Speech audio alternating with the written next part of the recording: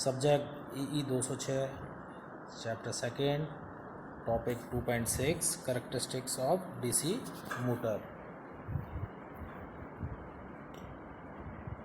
जैसा कि हम जानते हैं DC मोटर तीन प्रकार की होती हैं, शंट मोटर, सीरीज मोटर और कंपाउंड मोटर्स।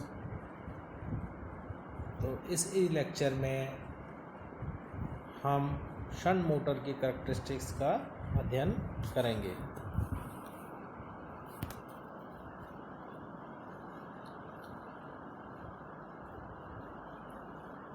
शंट और सीरीज दोनों प्रकार की मशीनों में मोटर के प्रत्येक पोल के कोर पर केवल एक ही फील्ड वाइंडिंग को बांधा जाता है, जबकि कंपाउंड टाइप की जो मोटरें हैं उनमें प्रत्येक पोल के कोर पर दो सेपरेट फील्ड वाइंडिंग को बांधा जाता है।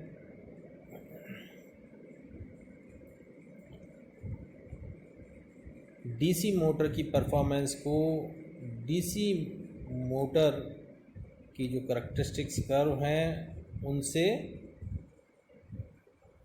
जज किया जा सकता है।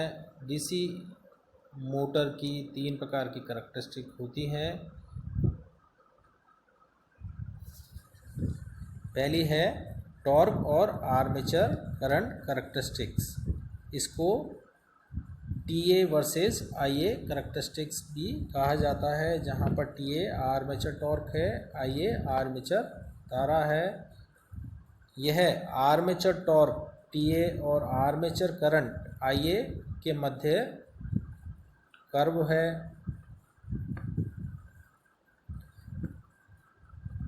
इसको मोटर की इलेक्ट्रिकल कैरेक्टरिस्टिक्स भी कहा जाता है। सेकंड है speed and armature current characteristics. इसको N वर्सेस IA कैरेक्टरिस्टिक भी कहा जाता है, जहां N मोटर की स्पीड, IA आर्मेचर की धारा है। यह स्पीड N और आर्मेचर करंट IA के मध्य कर्व है। यह काफ़ी महत्वपूर्ण कैरेक्टरिस्टिक्स है, क्योंकि जब हमें मोटर का किसी पर्टिकुलर एप्लीकेशन के लिए चयन करना है तो यह कैरेक्टरिस्टिक्स एक डिसाइडिंग फैक्टर होती है।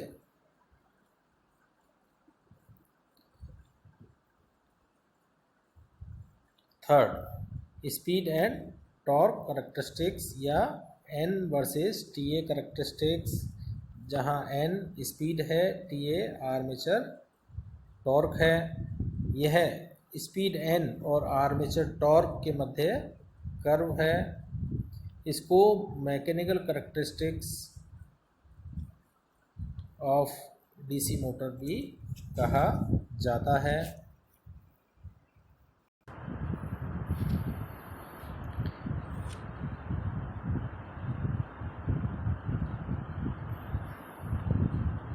इस लेक्चर में हम कैरेक्टरिस्टिक्स ऑफ शंट मोटर का अध्ययन करेंगे।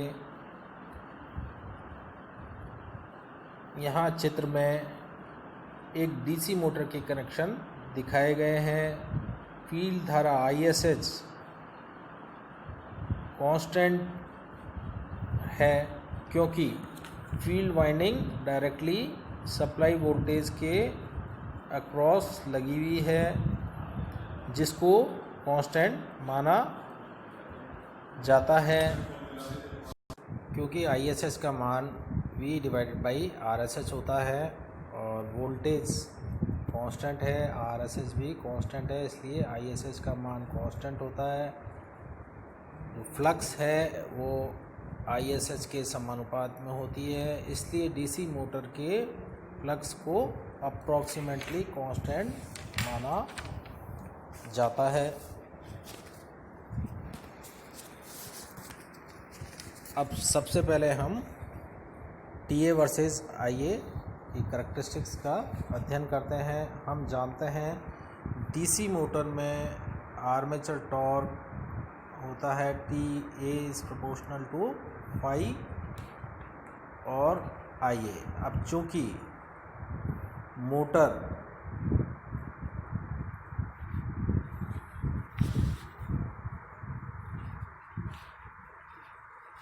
कांस्टेंट सप्लाई वोल्टेज पर ऑपरेट कर रही होती है, इसलिए फ्लक्स को कांस्टेंट माना जाता है यदि हम आर्मेचर रिएक्शन को नेग्लेक्ट कर दें। इसलिए आर्मेचर टॉर्क अब प्रोपोर्शनल होगा आईए के, चूँकि फ्लक्स कांस्टेंट है। यहाँ पर हम देख सकते हैं कि T A versus I A characteristic है, एक स्ट्रेट लाइन करैक्टरिस्टिक है जो कि ओरिजिन से पास हो रही है। अब चूँकि शाफ्ट टॉर्क का मान आर्मेचर टॉर्क से कम होता है, इसलिए इसको यहाँ पर डॉटेड लाइन द्वारा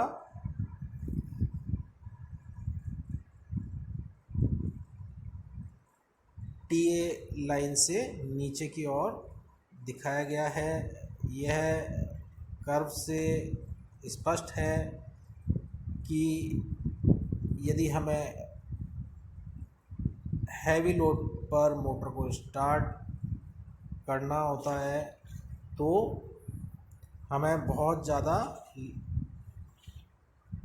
धारा की आवश्यकता पड़ती है। इसलिए शंट मोटर को हैवी लोड पर स्टार्ट नहीं किया जाना चाहिए।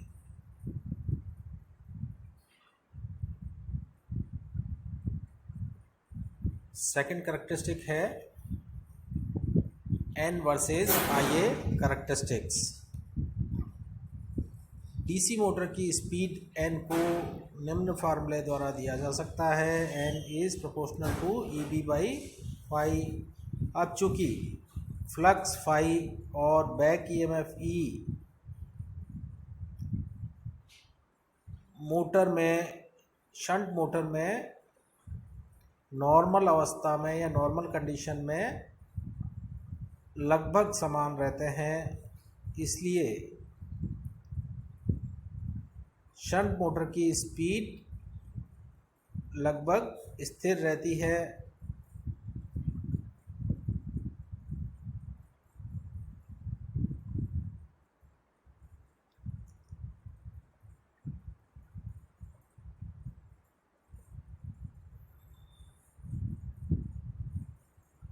इसको यहाँ पर डॉटेड लाइन ए बी से दर्शाया है, लेकिन यदि लोड में वृद्धि होती है तो हम जानते हैं ई बी का मान V minus I A R A होता है, और आई ए के मान में वृद्धि करने से negative portion minus I A R A में वृद्धि होती है, जिससे ई बी के मान में कमी आती है। साथ में ही आर्मेचर रिएक्शन के प्रतिक्रिया स्वरूप फ्लक्स का मान भी डिक्रीज होता है। तो हम देखते हैं आर्मेचर धारा के मान में वृद्धि करने पर ई बी और फाई दोनों के मान में कमी आती है। हालांकि ई बी फ्लक्स फाई के मान की तुलना में ज़्यादा डिक्रीज होता है, इसलिए मोटर की जो स्पीड है वो स्लाइटली डिक्रीज होती है यदि हम नो लोड से फुल लोड की ओर जाएं, जिसको यहाँ पर लाइन एसी द्वारा दर्शाया गया है।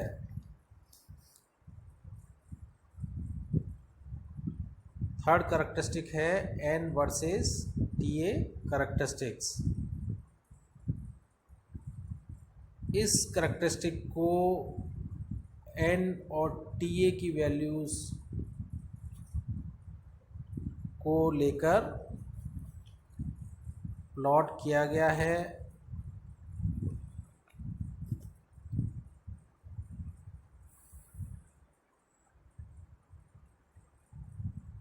यह देखा जा सकता है कि यदि स्पीड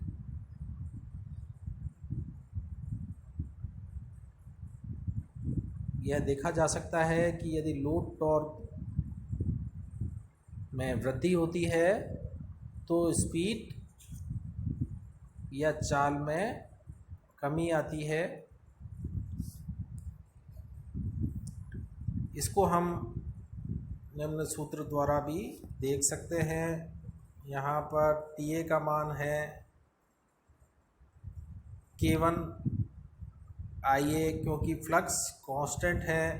अब यहाँ से IA का मान हम ले लेंगे TA डिवाइड बाई K1। अब N is proportional to EB by phi में, चूँकि फ्लक्स कांस्टेंट है इसलिए N का मान EB के समानुपात में आएगा और EB का मान है V माइनस IARA। तो IA का मान TA डिवाइडेड बाई K1 रखने पर N is proportional to V minus TA divide by K1 RA आएगा। अब हम इस सूत्र से देख सकते हैं कि यदि TA के मान में वृद्धि करें तो चाल के मान में कमी आती है, जिसको यहाँ पर N वर्सेस TA के ग्राफ के माध्यम से दर्शाया गया है या कर्व के माध्यम से दर्शाया गया है। DC शंट मोटर की जिन करैक्टरिस्टिक्स का अभी हमने अध्ययन किया उससे दो इम्पोर्टेंट कंक्लूज़न हम निकाल सकते हैं। पहला,